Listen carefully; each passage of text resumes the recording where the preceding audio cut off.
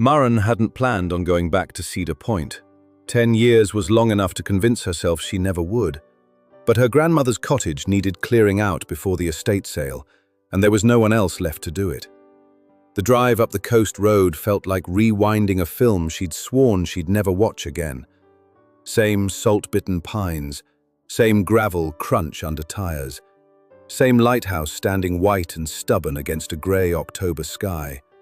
The lighthouse where, 11 years ago, Julian Reyes had told her he loved her, and then, 3 weeks later, disappeared from her life without a single word of explanation. She hadn't expected to see him standing in the cottage's driveway, toolbox in hand, looking like he belonged there. "You're the contractor?" she said, before she could stop herself. "I'm a contractor," Julian said carefully. "Your grandmother hired me last spring before she passed. She wanted the porch fixed before the sale. I didn't know it was you until I saw the name on the paperwork this morning." Maren crossed her arms. "Convenient?" "I could leave," he offered. "Find someone else to finish it." She should have said yes.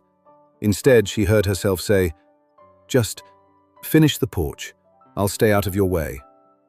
Staying out of his way lasted exactly 2 days. On the third afternoon, sanding dust in his hair and sun catching the grey now threaded through what used to be jet black, Julian set down his tools and said the thing she'd waited a decade to hear. "I didn't leave because I stopped loving you, Maren. My mother was sick, really sick. She made me promise not to tell you. She didn't want you giving up your scholarship to become somebody's nurse at 22. I thought if I explained, you'd stay. And she was dying, and she was terrified, and I was the only one she had." Maren's chest went tight. "You could have told me something. A letter, a phone call, anything besides silence." "I called. Every week for the first 2 months. Your number always went to a message that it was disconnected." He rubbed the back of his neck. "I figured that was your answer." "I never changed my number." She stared at him. "My father hated you. He always said you'd break my heart eventually. Maybe he made sure of it a little early." The revelation sat between them like a held breath. Her father, dead 6 years now, had never once mentioned intercepting calls. But she remembered, suddenly and sharply, the year he'd insisted on being the one to answer the house phone. "That doesn't undo 10 years, she finally said, though something in her had already started to soften. "No," Julian agreed. "It doesn't. I'm not asking you to pretend it does." They worked in silence after that, but it was a different silence, the kind that has questions folded inside it instead of walls. Over the following week, the porch became an excuse. Coffee on the steps each morning became a habit neither of them named. She learned he'd become a contractor after his mother passed, restoring old coastal houses because, he admitted, it felt like putting back together the parts of his life that had come apart. She learned he'd never married. He learned she had, once, briefly, to a man who left for reasons that had nothing to do with sickness or secrets, and everything to do with cowardice. It would have been a simple story from there. Old love rekindled, second chances earned. Except for the letter. Maren found it while boxing up her grandmother's desk, an envelope addressed to Julian in her grandmother's looping handwriting, dated 11 years ago and never sent.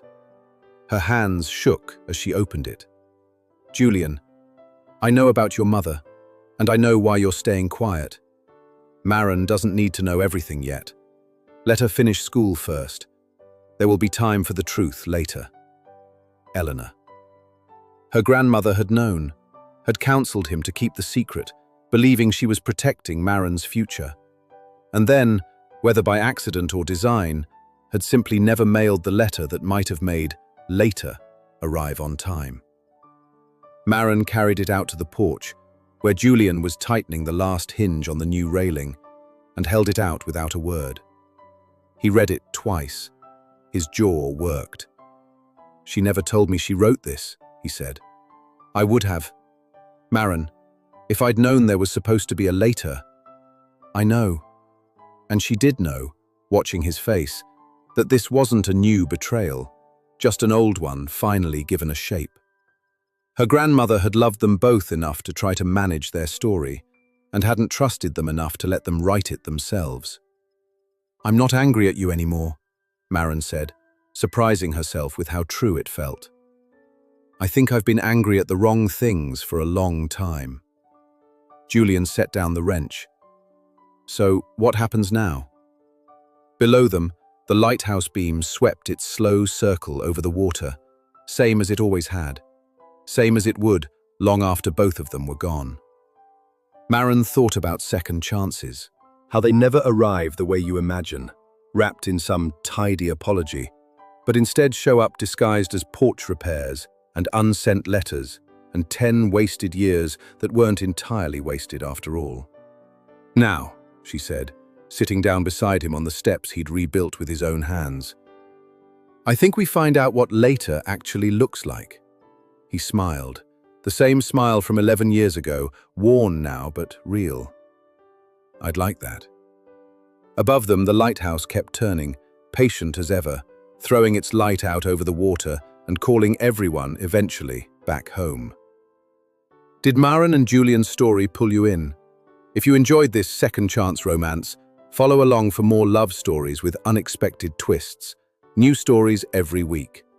Share this one with someone who believes in second chances, and drop a comment below telling me what you think happens next.